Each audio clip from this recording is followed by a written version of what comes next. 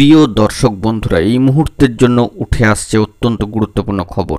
কার্যত নতুন SSC SLST নিয়োগ সংক্রান্ত বিষয় কয়েকটি খবর আমরা কিন্তু জানিয়েছিলাম এবং তারই পরিপ্রেক্ষিতে চাকরিপ্রার্থী বন্ধুরা বিশেষ আপডেট চাইছিলেন বার্তা দিয়ে। তো আপনাদেরকে জানিয়ে রেখেছিলাম এ বিষয়ে তৎক্ষণাৎ জরুরি খবর এলে সবটাই প্রোভাইড করব। ইতিমধ্যে একটা ভিডিও কিন্তু আপনাদেরকে প্রোভাইড করেছি।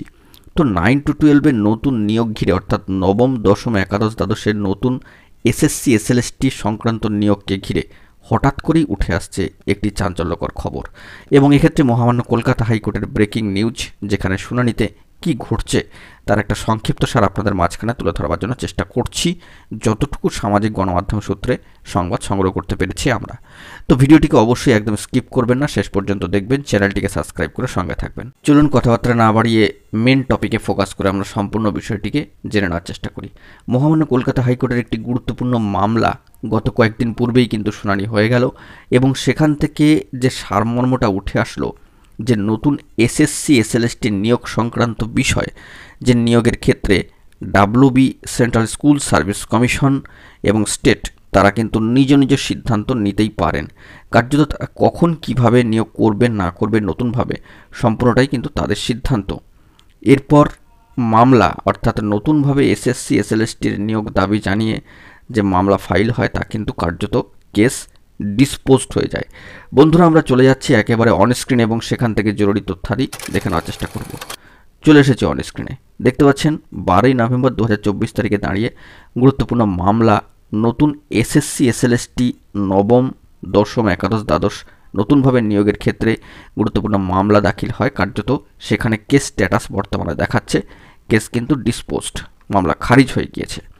অনারেবল জাস্টিস সম্মানীয় বিচারপতি জাস্টিস সৌগত ভট্টাচার্য মহাশয়ের সিঙ্গেল বেঞ্চে গুরুত্বপূর্ণ মামলা ওঠে এবং সম্মানীয় Sandip Chakraborty and others versus the state of West Bengal and others.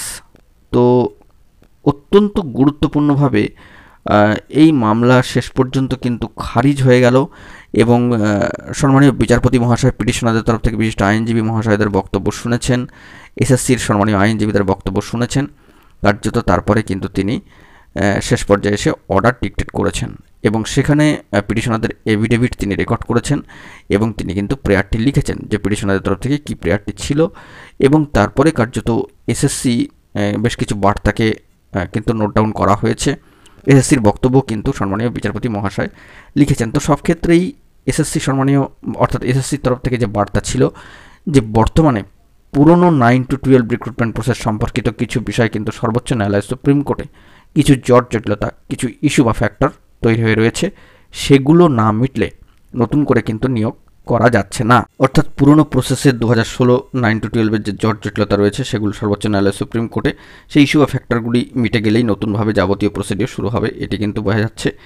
সেরকমই বার্তা উঠে এসেছে। পাশাপাশি আরেকটা বিষয় যে নতুনভাবে নিয়োগ সংক্রান্ত বিজ্ঞপ্তি যখন আসবে তখন একজন প্রার্থী কোথায় কোথায় আবেদন করবেন, সবকটাতে আবেদন করতে পারবেন নাকি বাছাকৃতভাবে কয়েকটা জায়গায় আবেদন করতে পারবেন, নতুন নিয়মবিধি এলে তখনই কিন্তু সেটা স্পষ্ট হবে। এই মুহূর্তে কিন্তু কিছুই বলা যাচ্ছে না। তো সব ক্ষেত্রে দাঁড়িয়ে নতুন এসএসসি এসএলএসটি নিয়োগ সংক্রান্ত বিষয়ে কবে নোটিফিকেশন আসে সেটাই আমাদেরকে এখন লক্ষ্য করতে হবে। আপাতত আপার প্রাইমারি রিক্রুটমেন্ট প্রসেস চলছে, এই প্রসেসটি দ্রুত সম্পন্ন হোক সফলভাবে, এটাই আমরা চাইছি।